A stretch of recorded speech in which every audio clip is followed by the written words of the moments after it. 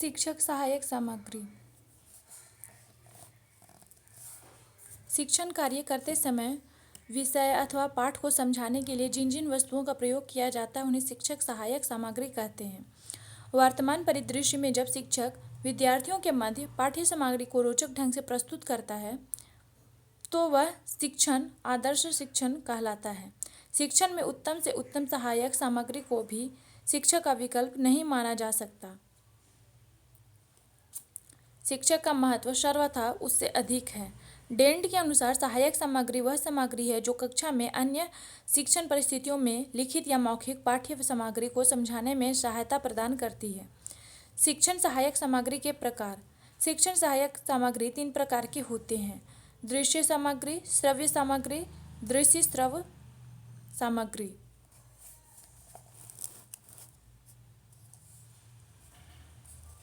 दृश्य सामग्री विद्यार्थी जिस सामग्री को देख सकते हैं और साथ ही उसको समझकर उसका सदुपयोग करके अपने अध्ययन को प्रभावी बना सकते हैं उसे दृश्य सामग्री कहते हैं। इस प्रकार की सामग्री में प्रोजेक्टर, फिल्म स्ट्रिप, परिचित्रदर्शी, मानचित्र और श्यामपट्ट आदि आते हैं। श्रव्य सामग्री वे सामग्रियाँ जिन्हें सुनकर विद्यार्थी अपने अध्ययन को प्रभावी बना सकते हैं उन्हें श्रव्य सामग्री कहते हैं, जैसे ग्रामोफोन, टेप रिकॉर्डर, रेडियो आदि। दृश्य श्रव्य सामग्री वे सामग्रियाँ जिन्हें देखने व सुनने का कार्य एक साथ करना पड़ता है उन्हें दृश्य श्रव्य सामग्री कहते हैं। ऐसी सामग्रियाँ विद्यार्थियों को मानसिक पटल पर शीघ्र ही अंकित हो जाती है, जैसे television, computer, video cassette, video disc, teleconference इत्यादि।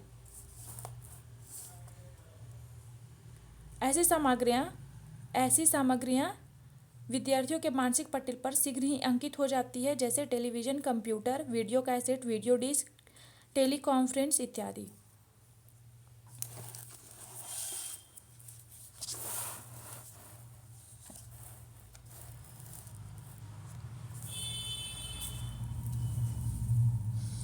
इंद्रियों के आधार पर शिक्षण सहायक सामग्री का वर्गीकरण। दृश्य सामग्री जैसे चार्ट, नक्शे, मॉडल, स्लाइड, फिल्म स्ट्रिप व प्रोजेक्टर, ओवरहेड प्रोजेक्टर, एपिडाइस्कोप, पारदर्शक व अपारदर्शक वस्तुओं के पर्दे पर अत्यंत साफ प्रक्षेपण, बुलेटिन बोर्ड, फ्लैनल बोर्ड, वास्तविक पदार्थ, श्यामपट्ट। श्रव्य सामग्री में radio, gramophone, tape recorder, Linguaphone. दृश्य और श्रव्य सामग्री television, computer, video cassette, drama, video disc, teleconference. इस पर स्पष्टीकरण, उद्दीपन और प्रेरणा तीनों मिलती है। प्रौद्योगिकी के आधार पर शिक्षण सहायक सामग्री का वर्गीकरण। Software, hardware. सॉफ्टवेयर में ग्राफ, चार्ट, पुस्तक, model. Hardware projector, radio, TV, episcope. प्रक्षेपण के आधार पर शिक्षण सहायक सामग्री का वर्गीकरण। प्रक्षेपित सामग्री, स्लाइड, फिल्म स्ट्रिप। अप्रक्षेपित सामग्री, चार्ट, निर्देश चित्र, स्लाइड।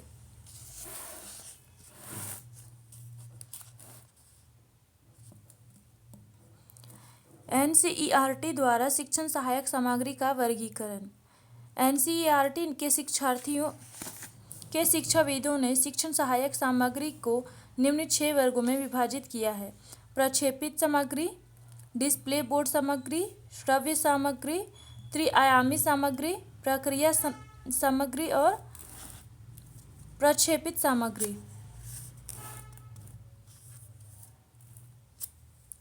प्रक्षेपित सामग्री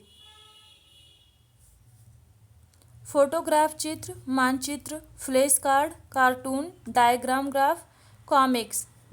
डिस्प्ले बोर्ड सामग्री श्यामपट्ट, pack board, flannel board, bulletin board, चुंबक बोर्ड।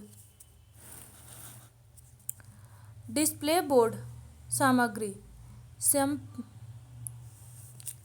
श्रव्य सामग्री रेडियो, रिकॉर्डिंग, टेलीविज़न। त्रि-आयामी सामग्री मॉडल, वस्तु, नमूना, मेकअप, कठपुतली। प्रक्रिया सामग्री प्रदर्शन, अभिनय, क्षेत्र भ्रमण। प्रक्षेपित सामग्री, फिल्म, फिल्म स्ट्रिप। दृश्य श्रव्य सामग्री के उद्देश्य: विद्यार्थियों में पाठ के प्रकरण उप प्रकरण के प्रति रुचि पैदा करना तथा उनके ज्ञान को विकसित करना। अधिगम की गति तेज करना, विद्यार्थियों के मानसिक व शारीरिक रूप से क्रियाशील बनाना। अमूर्त पदार्थ को मूर्त रूप देने में प्रभावी भूमिका निभाना। विद्यार्थियों की निरीक्षण शक्ति का विकास करना, विद्यार्थियों के ज्ञान को संवर्धित करना। तीव्र एवं मंद बुद्धि के विद्यार्थियों को योग्यता अनुसार शिक्षा देना। अभिरुचियों पर अनुकूल प्रभाव डालना। महत्वपूर्ण तथ्यात्मक सूचनाओं को रोचक बनाना। दृश्य श्रव्य सामग्री की आवश्यकता एवं महत्व: अधिगम की प्रक्रिया में ध्यान एवं अभिप्रेरणा बनाए रखने में मदद करना।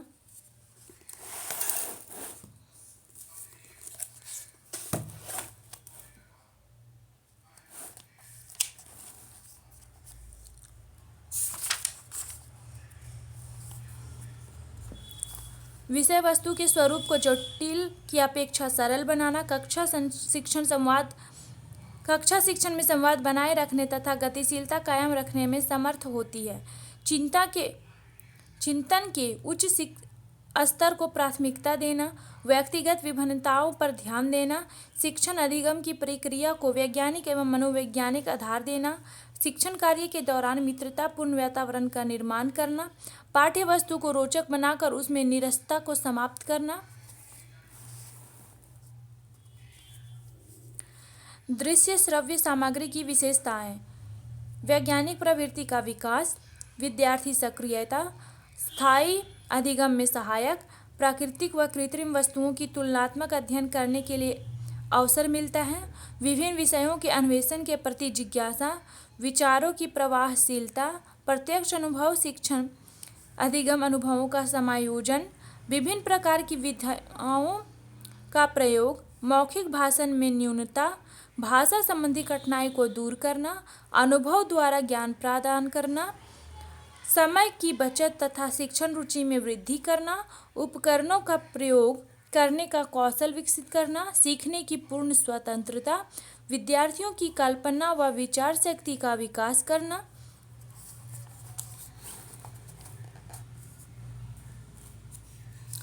दृश्य श्रव्य सामग्री के आवश्यक गुण: सामग्री की उपलब्धता, परिशुद्धता, अनुकूलता, यथार्थता, संबंधता, समय की बचत, रोचकता।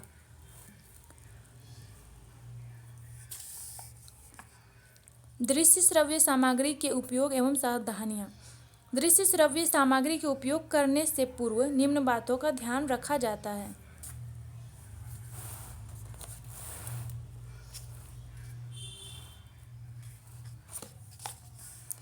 इस सामग्री का प्रयोग सहायक सामग्री के रूप में हो, न कि शिक्षण के विकल्प के रूप में। शिक्षण के उद्देश्यों की पूर्ति में सहायक हो। अधिक महंगी सामग्री का उपयोग यथासंभव कम किया जाए। उपलब्ध संसाधनों का प्रयोग हो। कक्षा में प्रत्येक स्थान पर दिखाई दे। सामग्री का प्रयोग क्रमबद्ध तरीके से किया जाए। सामग्री के उपयोग होते ही कक्षा से उसे हटा देना चाहिए, नहीं तो विद्यार्थियों का ध्यान वहीं आकृष्ट होगा। एडगर डेल का अनुभव शंकु मॉडल।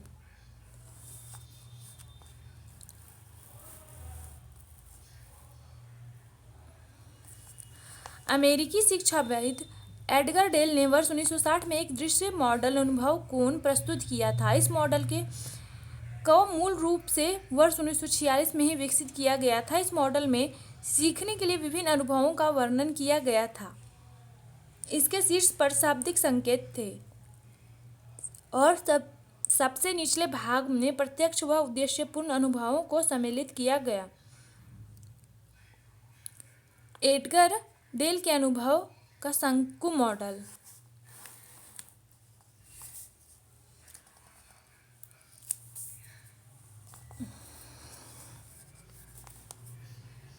अमूर्त प्रकृति में अगर देखें तो यहाँ से शुरू होकर यहाँ खत्म होगा और मूर्त प्रकृति में यहाँ से शुरू होकर यहाँ खत्म होगा।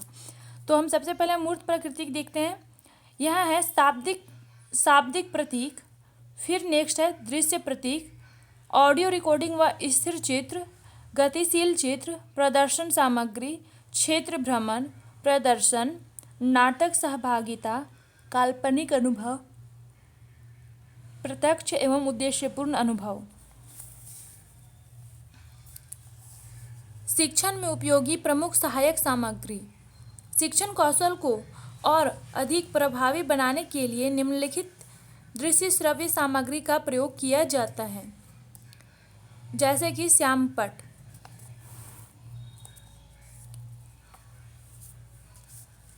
श्यामपट्ट विद्यार्थियों को शिक्षक द्वारा दिए जाने वाले ज्ञान को बोधगम्य एवं सरल व स्थायी बनाने में सहायक करता है। श्यामपट्ट का आविष्कार सर्वप्रथम जेम्स विलियम्स ने किया था। इसके माध्यम से शिक्षक भी अपना आत्मविश्वास बनाए रखते हैं। श्यामपट्ट पर अत्यधिक उपयोग ग्रामीण क्षेत्र के विद्यालयों में किया जाता है, क्योंकि शहरी क्षेत्रों में तो श्यामपट्ट के स्थान पर आधुनिक तकनीकी संपन्न दृश्य श्रव्य सामग्री ने स्थान ग्रहण कर लिया है।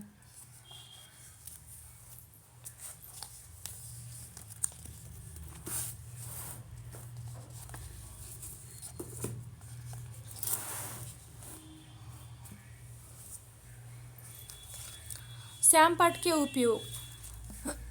विशिष्ट व कठिन शब्दों को स्पष्ट करने में, पाठ की रूपरेखा व सारांश लिखने में, विषय के मुख्य बिंदुओं को लिखने में, मुख्य निर्देश तथा आदेश लिखने में, चित्र, रेखाचित्र, ग्राफ, मानचित्र व लाक्षणिक उदाहरण देने में, वस्तुओं के क्रम को स्पष्ट लिखने में, विद्यार्थियों के समक्ष कुशल शिक्षण कार्य व लेखन में, वास्तविक पदार्थ या प्रत्यक्ष वस्तुएं। प्रत्यक्ष वस्तुएं विद्यार्थी के लिए शिक्षण संबंध अति उपयोगी व सजीव साधन मानी जाती है। प्रभावशाली शिक्षण कौशल विकसित करने के लिए प्रत्यक्ष वस्तुओं का ही प्रयोग करना चाहिए। मेढक, पौधे, बीज, पुष्प जैसी वस्तुएं प्रत्यक्ष रूप से दिखाई जा सकती है। उदाहरण के लिए मनके व मोती, सिक्के, डाक टिकट, पक्षियों के पंख व नाखूनों का संग्रह, फल, फूल इत्यादि। इन सभी के अतिरिक्त प्रत्यक्ष वस्तुओं को दिखाने के लिए पर्यटन या क्षेत्र भ्रमण का भी प्रयोग किया जाता है। मॉडल या प्रतिमान। मॉडल का अर्थ होता है उस वस्तु की नकल या बनावट जिसके माध्यम से विद्यार्थियों को सही जानकारी प्राप्त हो सके। मॉडल का प्रयोग अधिकांश तब किया जाता है जब प्रत्यक्ष वस्तुओं का प्रयोग संभव नहीं होता। विद्यार्थी मॉडल स्वयं तैयार करते हैं, साथ ही शिक्षक के निर्देश पर भी बनते हैं। मॉडल दो प्रकार के होते हैं, स्टिल मॉडल और वर्किंग मॉडल। स्टिल मॉडल में वस्तु का आकार, प्रकार और आयाम का ज्ञान दिया जाता है। वर्किंग मॉडल में स्टिल मॉडल के गुणों के अतिरिक्त उनकी कार्यविधि का भी ज्ञान दिया जा सकता है। स्लाइड्स। सूक्ष्म से सूक्ष्म वस्तुओं के अध्ययन में स्लाइड्स उपयोगी है। इनका प्रयोग शिक्षण कौशल को प्रभावी बनाता है। स्लाइड्स को सूक्ष्मदर्शी की सहायता से देखा जाता है। स्लाइड के माध्यम से जटिल व सूक्ष्म बातों को सरलता से विद्यार्थियों तक पहुंचाया जाता है। स्लाइड्स को प्रदर्शित करने के लिए प्रोजेक्टर की आवश्यकता होती है। स्लाइड्स निम्न प्रकार की होती है: lantern slides, cellophane slides, glass slides और फोटोग्राफिक स्लाइड्स। फोटोग्राफिक प्लेट द्वारा तैयार की गई स्लाइड्स प्रायः 35 सेंटीमीटर से 25 सेंटीमीटर की आकार की होती है। फिल्म स्ट्रिप या फिल्म जो है, इसके माध्यम से शिक्षण के उपयोगी या शिक्षण में सहायता करना। फिल्म स्ट्रिप फिल्मों के द्वारा विद्यार्थियों को शिक्षा से संबंध प्रक्रियाओं, खोजों व अन्य लाभदायक संरचनाओं के विषय में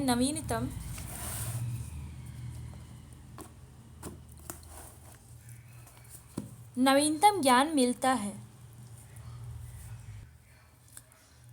फिल्मों यथार्थ चलचित्रों के माध्यम से विद्यार्थियों को रोचक ढंग से दृश्य व श्रव्य रूप में जानकारी दी जाती है। फिल्म स्ट्रिप पारदर्शक सेल्यूलाइड की बनी होती है, जिसे चलचित्र की भांति शिक्षण में नियमित रूप से प्रस्तुत किया जाता है। चार्ट, ग्राफ, मानचित्र, ग्लोब एवं रेखाचित्र। जब किसी वस्तु का मॉडल न उपलब्ध हो और शिक्षण कार्य में देरी हो रही हो तो शिक्षक अपना कार्य चार्ट, ग्राफ आदि के माध्यम से पूर्ण करता है। शिक्षक को पाठ के प्रकरण के अनुसार स्वयं ही चार्टों का निर्माण करना चाहिए। एस अहलूवालिया के अनुसार चार्ट वास्तव में एक ऐसा साधन है जिसके द्वारा विषय वस्तु को स्पष्ट रूप से समझाया जा सकता है और शिक्षण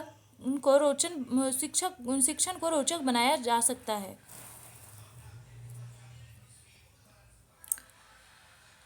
चार्ट को 4 प्रकारों में बांटा गया है: समय चार्ट, ग्राफिक चार्ट, तालिका चार्ट और चित्र चार्ट। समय चार्ट ऐतिहासिक तिथियां, कालक्रमानुसार शासन, ठीक है। ग्राफिक चार्ट में सांख्यिकीय आंकड़ों को प्रस्तुत करता है और तालिका चार्ट में क्रमबद्ध ढंग से किसी घटना या प्रक्रिया की पदों को प्रस्तुत करता है और चित्र चार्ट विभिन्न प्रकारों के चित्रों को प्रस्तुत करता है।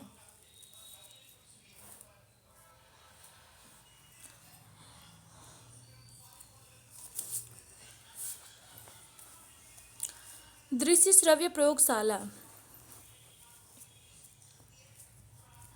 दृश्य श्रव्य प्रयोगशाला में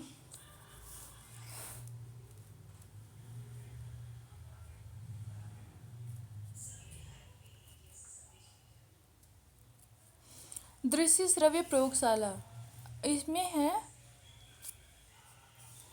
राष्ट्रीय अध्यापक शिक्षा परिषद, national council of teacher education द्वारा वर्तमान में जारी दिशा निर्देशों के अनुसार प्रत्येक प्रशिक्षण संस्थान में दृश्य श्रव्य प्रयोगशाला की स्थापना की जानी चाहिए। इस प्रयोगशाला में प्रत्येक स्तर की दृश्य श्रव्य सामग्री होनी चाहिए। दृश्य श्रव्य प्रयोगशाला प्रभारी या निर्देशक को दृश्य श्रव्य सामग्री के क्षेत्र में प्रशिक्षित होना चाहिए।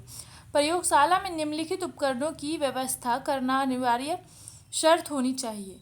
दृश्य श्रव्य प्रयोगशाला के उपकरण: रेडियो या ट्रांजिस्टर, सूक्ष्मदर्शी या micro projector, tape recorder, slide projector, magic लालटेन, epidiascope, overhead projector, film strip, television, compact disc player, computer, शिक्षण मशीन।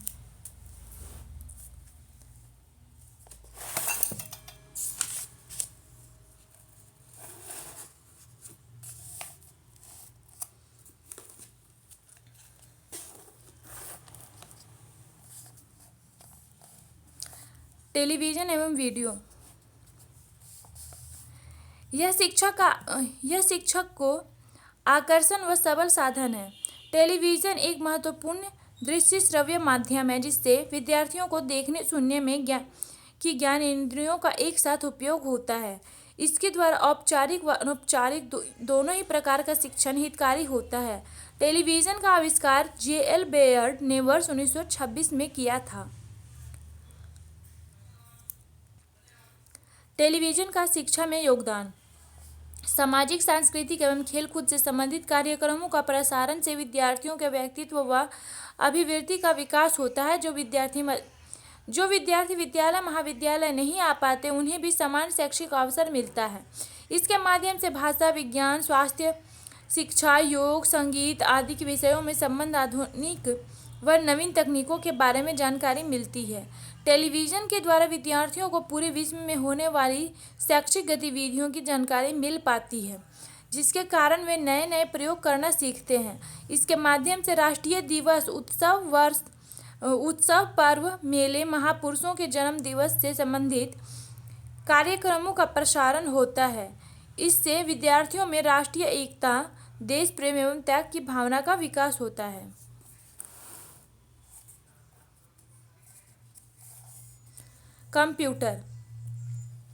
कंप्यूटर शिक्षा का एक अच्छा स्रोत है। आधुनिक शैक्षणिक परिदृश्य में कंप्यूटर ने शिक्षण को प्रभावी बनाया है। वर्तमान में प्रत्येक स्कूल व कॉलेज में कंप्यूटर लैब है जिसके माध्यम से पठन पाठन में सहायता मिलती है। विद्यार्थी अपनी शिक्षा सामग्री को नोटपैड एवं वर्डपैड में फाइलों के रूप में तैयार करके रख सकते हैं और समय समय पर इसके सदुपयोग कर सकते हैं। विभिन्न पुस्तकों को ई-बुक के रूप में डाउनलोड करके विद्यार्थी अपने अध्ययन को तुलनात्मक रूप से बेहतर बनाते हैं।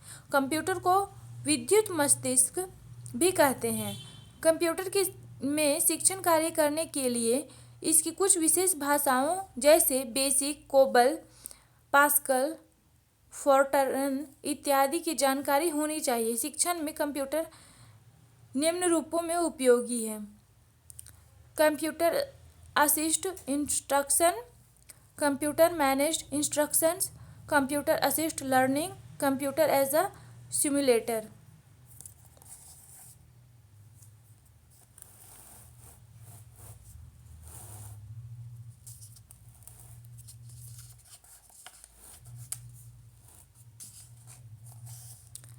नाटकीय अभिनय यह एक ऐसी संचार प्रक्रिया है जिसमें भाग लेने वाला और निरीक्षणकर्ता दोनों ही सम्मिलित रहते हैं। शाब्दिक व अशाब्दिक माध्यम से अभिनय किया जाता है। विचार की अभिव्यक्ति तथा मनोरंजन के द्वारा विद्यार्थियों को अस्थायी ज्ञान प्रदान किया जाता है। नाटक से पूर्व उसका उद्देश्य बताया जाना चाहिए। नाटक की भाषा सरल, बोधगम्य, आंचलिक या स्थानीय होनी चाहिए। नाटक अभिनय के कुशल संचालन हेतु शिक्षक को दक्ष होना चाहिए, तभी उद्देश्य सफल होगा। नाटक अभिनय के कुछ प्रकार जो विद्यालय में सामान्यतः देखने को मिलते हैं। औपचारिक नाटकीय अभिनय,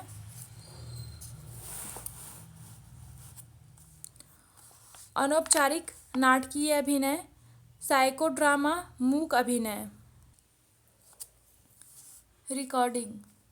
रिकॉर्डिंग का प्रयोग प्रायः किसी पाठ की प्रस्तावना या प्रस्तुतिकरण के लिए किया जाता है। शैक्षिक वार्ताओं एवं शैक्षिक विवेचनों को इसके माध्यम से पुनर्जीवित कर शिक्षण को सजीव व प्रभावशाली बनाया जाता है। दूरस्थ शिक्षा में रिकॉर्डिंग की महत्वपूर्ण भूमिका है। रिकॉर्डिंग 3 प्रकार की होती है: फोनोग्राफ रिकॉर्डिंग, तार रिकॉर्डिंग, टेप रिकॉर्डिंग। शिक्षण मशीन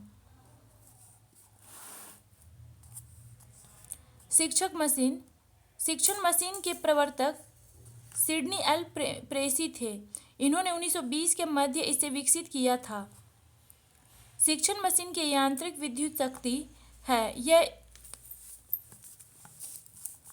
यह उस कार्यक्रम पर निर्भर करती है जो प्रस्तुत प्रश्नों की एक श्रृंखला है, जो विद्यार्थियों को एक निश्चित चुनौती के साथ सीखने का मौका प्रदान करती है, तत्काल ही उसे प्रतिपुष्टि प्रदान करती है। शिक्षण मशीन का संचालन स्वयं विद्यार्थी द्वारा किया जाता है। शिक्षण मशीन 2 प्रकार के होते हैं: संरचित, पूर्वरचित उत्तरयुक्त मशीन और बहुचयन machine. Glider disc machine, typewriter machine एवं दृश्य श्रव्य मशीन संरचित उत्तरयुक्त मशीन के प्रकार हैं।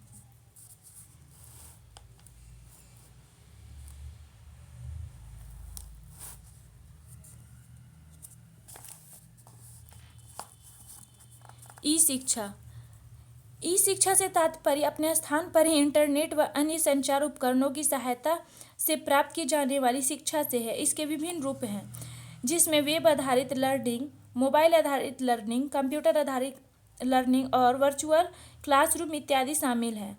आज से जब कई वर्ष पहले इस शिक्षा का अवधारणा आई थी तो दुनिया इसके प्रति उतनी सहज नहीं थी, परंतु समय के साथ ई शिक्षा ने संपूर्ण शैक्षिक व्यवस्था में अपना स्थान बना लिया है। पिछले 3 दशकों में जीवन के हर क्षेत्र में सूचना और संचार प्रौद्योगिकी सेवाओं का काफ़ी विस्तार हुआ है। शिक्षा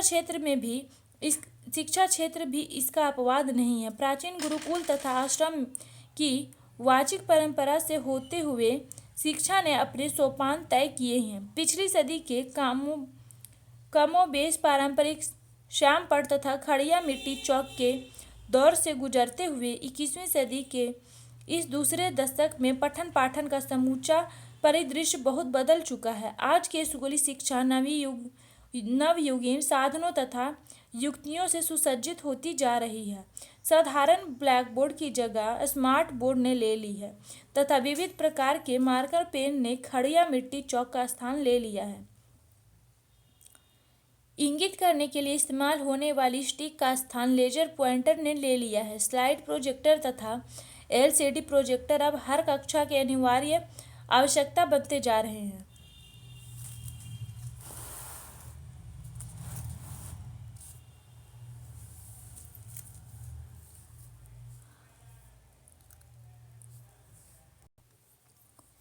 शिक्षा में दृश्य श्रव्य प्रणाली का प्रचलन उत्तरोत्तर बढ़ता जा रहा है। सुगम तथा बेहतर प्रस्तुतिकरण के लिए टच स्क्रीन वाले बोर्ड अब स्कूलों में इस्तेमाल किए जा रहे हैं। शिक्षण प्रणाली के तौर तरीकों में बहुत तेजी से बदलाव हो रहा है और शिक्षा अब तेजी से ई शिक्षा की ओर अग्रसर हो रही है। ई शिक्षा के प्रकार: समकालिक और सिंक्रोनस शिक्षा व्यवस्था। इस शैक्षिक व्यवस्था से तात्पर्य है कि एक ही समय में अर्थात विद्यार्थी और शिक्षक अलग अलग स्थानों से एक दूसरे से शैक्षिक संवाद करते हैं। इस तरह से किसी विषय को सीखने पर विद्यार्थी अपने प्रश्नों का तत्काल उत्तर जान पाते हैं, जिससे उनके उस विषय से संबंधित संदेह भी दूर हो जाते हैं। इसी कारण से रियल टाइम लर्निंग भी कहा जाता है। इस प्रकार की ई लर्निंग व्यवस्था में कई ऑनलाइन उपकरण की मदद से विद्यार्थियों को स्टडी मटेरियल उपलब्ध कराया जाता है। समकालिक की शैक्षिक व्यवस्था के कुछ उदाहरणों में ऑडियो और वीडियो कॉन्फ्रेंसिंग, लाइव चैट तथा वर्चुअल क्लासरूम आदि शामिल है। ये तरीके बीते कुछ वर्षों से अधिक लोकप्रिय हो गए हैं।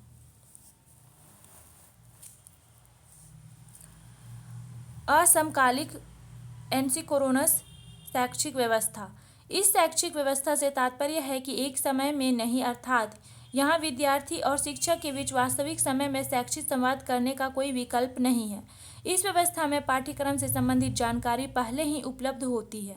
उदाहरण के लिए वेब आधारित अध्ययन, जिसमें विद्यार्थी किसी online course, blog, website, video tutorials, e books इत्यादि के माध्यम से या मदद से शिक्षा प्राप्त करते हैं।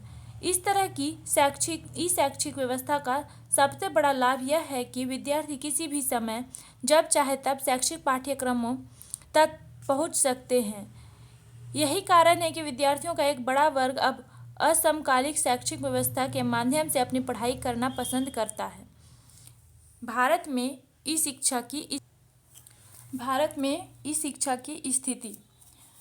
ई शिक्षा इलेक्ट्रॉनिक्स और सूचना प्रौद्योगिकी मंत्रालय द्वारा शैक्षणिक उपकरणों और संचार माध्यमों का उपयोग करते हुए शिक्षा प्रदान करने के लिए पहचाने जाने वाले प्रमुख क्षेत्रों में से एक है। वस्तुतः अभी भारत में ई शिक्षा अपने शैशवावस्था में है। ई शिक्षा को बढ़ावा देने के लिए सरकार ने विभिन्न ई लर्निंग कार्यक्रमों का समर्थन किया है। इलेक्ट्रॉनिक्स और सूचना प्रौद्योगिकी मंत्रालय इसे बढ़ावा देने के लिए सक्रिय रूप से उपकरण और तकनीक विकसित करने पर बल दे रहा है। इलेक्ट्रॉनिक्स और सूचना प्रौद्योगिकी मंत्रालय विभिन्न शैक्षणिक संस्थाओं में ई शिक्षा पर केंद्रित शोध एवं अनुसंधान परियोजनाओं को प्रोत्साहित कर रहा है। इसमें दूरस्थ शिक्षा के माध्यम से साक्षरता में सुधार के लिए पाठ्य सामग्री विकास, शोध एवं अनुसंधान पहल, मानव संसाधन विकास से जुड़ी परियोजनाएं और संकाय प्रशिक्षण पहल शामिल है।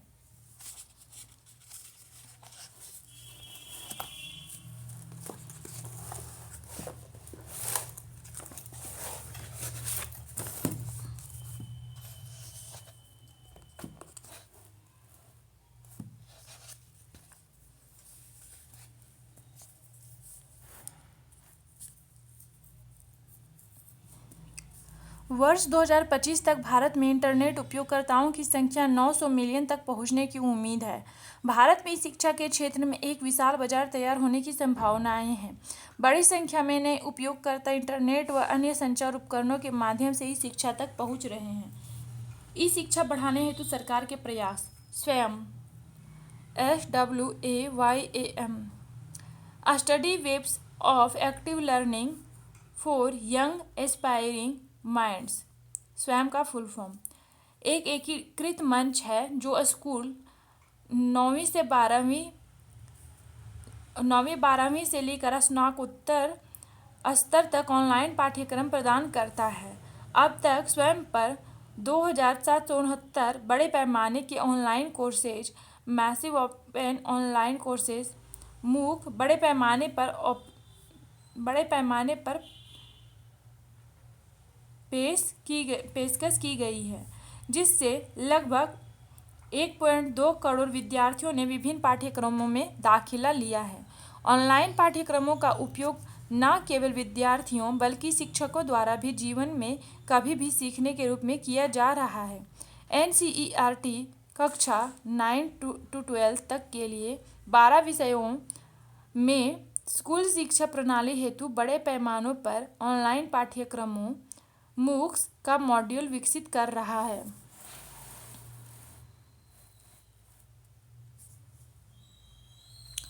स्वयं प्रभा यह 24 घंटा आधार पर देश में सभी जगह डायरेक्ट टू होम DTH के माध्यम से 32 उच्च गुणवत्ता वाले शैक्षिक चैनल प्रदान करने की एक पहल है। स्वयं प्रभा इसमें पाठ्यक्रम आधारित पाठ्य सामग्री होती है जो विविध विषयों को कवर करती है। इसका प्राथमिक उद्देश्य गुणवत्ता वाले शिक्षण संसाधनों को दूर दराज के ऐसे क्षेत्रों तक पहुंचाना है जहां इंटरनेट की उपलब्धता अभी भी एक चुनौती बनी हुई है। राष्ट्रीय डिजिटल लाइब्रेरी भारत को राष्ट्रीय digital library national digital library of India NDL एक एकल खिड़की खोज सुविधा के तहत सीखने के संसाधनों के आभासी भंडार का एक ढांचा विकसित करने की परियोजना है। इसके माध्यम से 3 करोड़ से अधिक डिजिटल संसाधन उपलब्ध हैं। लगभग 20 लाख सक्रिय उपयोगकर्ताओं ने 50 लाख से अधिक विद्यार्थियों ने इसमें अपना पंजीकरण कराया है।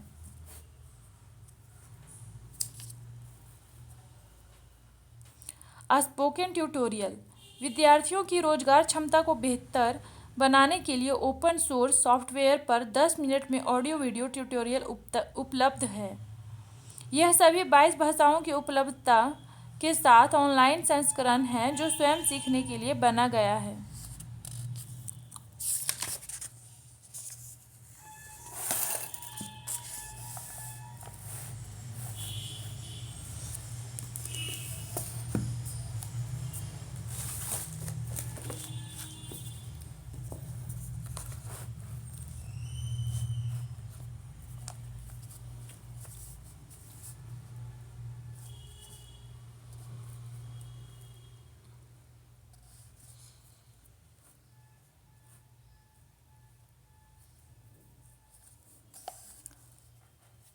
स्पोकन ट्यूटोरियल्स के माध्यम से बिना शिक्षक की उपस्थिति के पाठ्यक्रम को प्रभावी रूप से नए उपयोगकर्ता को प्रशिक्षित करने के लिए डिजाइन किया गया है। शिक्षा के लिए निःशुल्क और ओपन सोर्स सॉफ्टवेयर दिया गया है।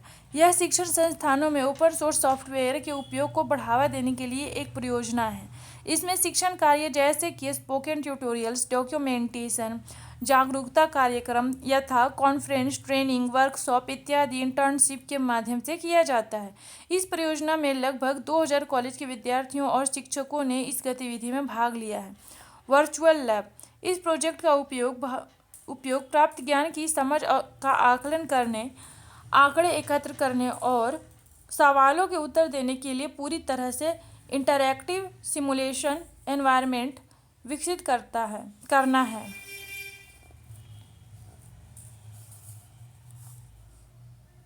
महत्वाकांक्षी परियोजना के उद्देश्यों को प्राप्त करने, वास्तविक दुनिया के वातावरण और समस्याओं से निपटने की क्षमता विकसित करने के लिए अत्याधुनिक कंप्यूटर सिमुलेशन तकनीक के साथ आभासी प्रयोगशालाओं को विकसित करना आवश्यक है। इस प्रोजेक्ट के अंतर्गत 1800 से अधिक प्रयोगों के साथ लगभग 225 ऐसी प्रयोगशालाएं संचालित हैं और 15 लाख से अधिक विद्यार्थियों को लाभ प्रदान कर रही हैं।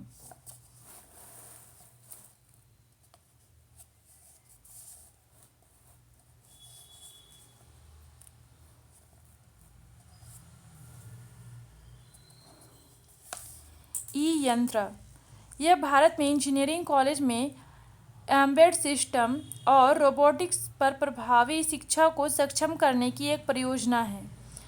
शिक्षकों और विद्यार्थियों को प्रशिक्षण कार्यशालाओं के माध्यम से एम्बेडेड सिस्टम और प्रोग्रामिंग की मूल बातें सिखाई जाती है। NCERT द्वारा रिसोर्सेज जैसे ऑडियो वीडियो इंटरैक्टिव के रूप में विकसित अध्ययन सामग्री को वेब पोर्टल्स के माध्यम से हितधारकों के साथ साझा किया गया है।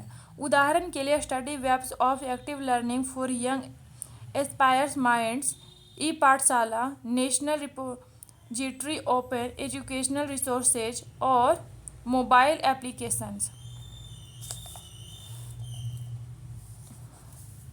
ई शिक्षा की विशेषताएं। ई शिक्षा की सबसे बड़ी विशेषता ये है कि विद्यार्थी अपनी सहूलियत के हिसाब से किसी भी समय और कहीं पर भी अपना शैक्षिक कार्य कर सकते हैं, या अर्थात इस शैक्षिक व्यवस्था में समय और स्थान की कोई पाबंदी नहीं है।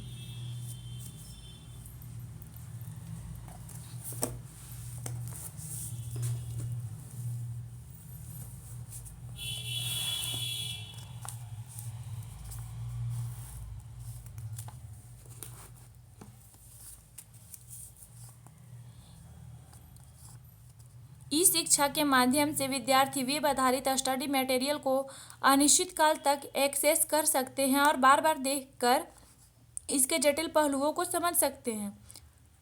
ई शिक्षा के माध्यम से पढ़ाई करना काफ़ी हद तक कम लागत वाली होती है, क्योंकि विद्यार्थियों को पुस्तकें या किसी दूसरे स्टडी मटेरियल पर पैसा खर्च नहीं करना पड़ता है। ई शिक्षा पर्यावरण की दृष्टि से भी लाभदायक है, क्योंकि यहाँ जानकारी को किताबों के बजाय वेब आधारित ऐप व पोर्टल पर स्टोर किया जाता है, जिसमें कागज के निर्माण हेतु पेड़ों की कटाई पर रोक लगती है और हमारे पर्यावरण को बचाने में भी मदद मिलती है। ई शिक्षा इंटरनेट और कंप्यूटर कौशल का ज्ञान विकसित करती है, जो विद्यार्थियों को अपने जीवन और करियर के क्षेत्र में आगे बढ़ने में मदद करेगा। ई शिक्षा के माध्यम से विद्यार्थी नए कौशल सीखने पर ध्यान केंद्रित कर सकते हैं।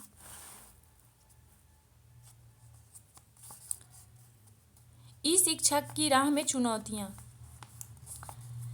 बिना आत्म अनुशासन या अच्छे संगठनात्मक कौशल के अभाव में विद्यार्थी ई शिक्षा मोड में की जाने वाली पढ़ाई में पिछड़ सकते हैं।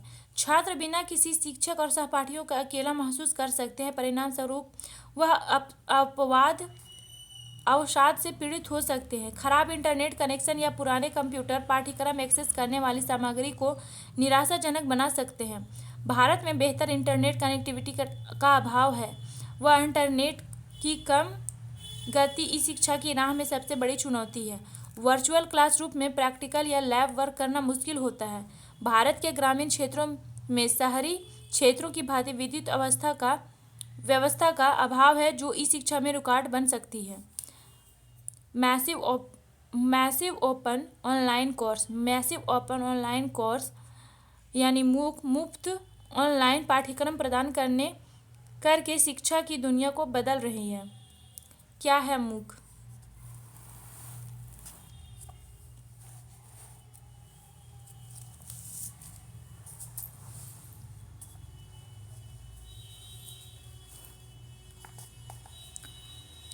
मूक वेब आधारित मुफ्त दूरस्थ शिक्षा कार्यक्रम है, जो शिक्षा के क्षेत्र में भौगोलिक रूप से दूरस्थ क्षेत्रों के विद्यार्थियों की भागीदारी सुनिश्चित करता है। यह उच्चतर शिक्षा, कार्यकारी शिक्षा और कर्मचारी विकास के लिए मुफ्त ऑनलाइन पाठ्यक्रम प्रदान करता है। इस कार्यक्रम के जरिए दुनिया के किसी भी कोने में लोगों को इंटरनेट के द्वारा शिक्षा प्रदान की जाती है। दुनिया में उच्चतर शिक्षा के उज्ज्वल भविष्य के लिए मूक्स को महत्वपूर्ण माना जा रहा है। मूक्स विशेष और स्टेम विज्ञान, प्रौद्योगिकी, इंजीनियरिंग और चिकित्सा क्षेत्र में ऐसे विद्यार्थियों के लिए अंतिम विकल्प बन गया है जो सीधे तौर पर विश्वविद्यालय से शिक्षा प्राप्त करने में असक्षम है।